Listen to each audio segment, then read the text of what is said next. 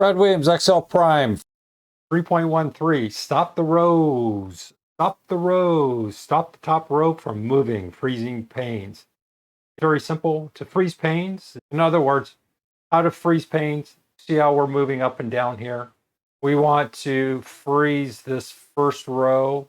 And let's say we want to freeze a certain set of columns. What we're going to do is we're going to hit View, Window, Freeze Panes. We're going to go over to unemployment rate on this sheet 2. What we want to freeze is the first 7 rows and column C. So we're going to go to row 7.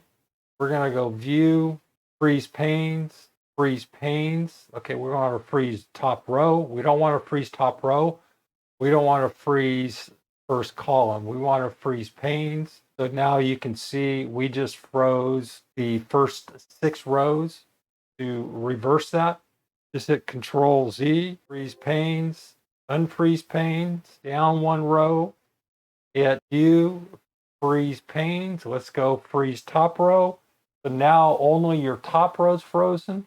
Hit freeze panes, freeze first column. You can see now if I move left to right, the date will be frozen. You can see everything to the right column will move.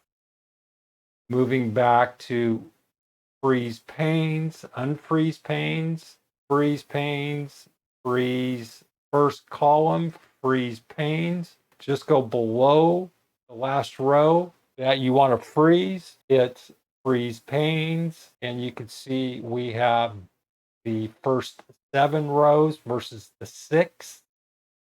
Move over to the column. Let's go over to column C.